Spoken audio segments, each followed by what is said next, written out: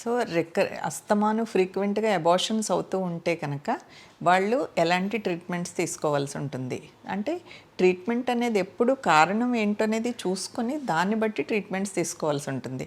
Suppose బాగా wait ఉన్నవాళ్ళు wait తగ్గటం అని, స్మోకింగ్ అలవాటు ఉన్నవాళ్ళు స్మోకింగ్ మానటం అని, అండ్ డయాబెటీస్ బీపీలు అలాంటివి ఉంటే కనుక కంట్రోల్ చేసుకోవటం అని, అండ్ ఇంకొకటి ఏంటంటే హార్మోన్స్ ఇంబ్యాలెన్స్, హార్మోన్స్ ఎక్కువ తక్కువ ఉంటే కనుక దానికి హార్మోనల్ ట్రీట్మెంట్స్, ఇన్ఫెక్షన్ ఉంటే కనుక దానికి తగిన యాంటీబయాటిక్స్ అలాంటివన్నీ తీసుకోవాలి. అండ్ ఒక్కొక్కసారి కొన్ని ప్రాబ్లమ్స్కి వ్యాక్సిన్స్ కూడా ఉంటాయి, రుబెల్లా ఇలాంటి దానికి, అవి కూడా రికరెంట్ అబార్షన్స్ వస్తాయి, దానికి వ్యాక్సిన్స్ తీసుకోవటం అని. అండ్ హస్బెండ్కి ఏమన్నా ప్రాబ్లమ్స్ ఉంటే కనుక అతన్ని కూడా ట్రీట్మెంట్ తీసుకోవటం అని. అండ్ క్రోమోజోమల్ ఎనామలీస్ ఉంటే కనుక ఒక్కొక్కసారి రిపేర్ చేయని క్రోమోజోమల్ దాని మూలన రికరెంట్ అబార్షన్స్ వస్తుంటే కనుక ఐవీఎఫ్ ఆప్షన్ కూడా చెప్తాము ఒక్కొక్కసారి. సో పీజీడీకి వెళ్ళి సో అందులో ఎంబ్రియోని టెస్ట్ చేసి అది నార్మల్ ఎంబ్రియో అయితే కనుక ట్రాన్స్ఫర్ చేస్తామన్నమాట. సో అలాంటి దానికి ప్రాబ్లం నార్మల్ బేబీ రావడానికి అవకాశం ఉంటుంది.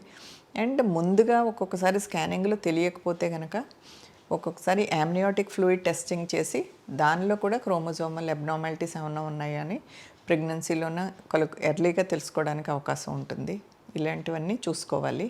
అండ్ దెన్ ఇంకొకటి ఒక్కొక్కసారి యూట్రస్లో ఏమన్నా సెప్టము ఇలాంటివి ఉంటే సర్జరీలు చేసుకోవటం. అండ్ దెన్ సర్విక్స్ కొంతమందికి లూజ్గా ఉంటుంది, వాళ్ళకి ప్రెగ్నెన్సీలో ఏంటంటే అబార్షన్స్ అవ్వకుండా సర్వైకల్ స్టిచ్ చేస్తాము అలాంటిది. ఒక్కొక్కసారి గర్భసంచి రెండుగా చీలు ఉంటుంది, దానికి ఒక్కొక్కసారి రెండు కలిపి ఆపరేషన్ చేస్తూ ఉంటాము.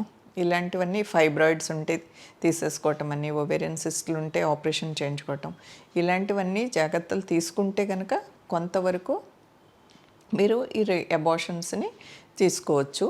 అండ్ ఒక్కొక్కసారి బ్లీడింగ్ ప్రాబ్లమ్స్, థ్రాంబోఫిలియాస్ ఇలాంటి ప్రాబ్లమ్స్ ఉన్న వాళ్ళకి ప్రెగ్నెన్సీలో కొన్ని ఎక్స్ట్రా మందులు ఇస్తూ ఉంటాం. ఏంటంటే యాస్పిరిన్ ట్యాబ్లెట్స్ అని, లేకపోతే హెపారిన్ ఇంజెక్షన్స్ అని, అవసరమైతే ఒక్కొక్కసారి ఇమ్యునోగ్లోబులిన్స్ కూడా ఇస్తాము. ఇలాంటివన్నీ కూడా అవసరమైతే తీసుకుని ముందుకెళ్తే కనుక చాలా వరకు చాలా ప్రాబ్లమ్స్, చాలా అబార్షన్స్ మనం తగ్గించవచ్చు.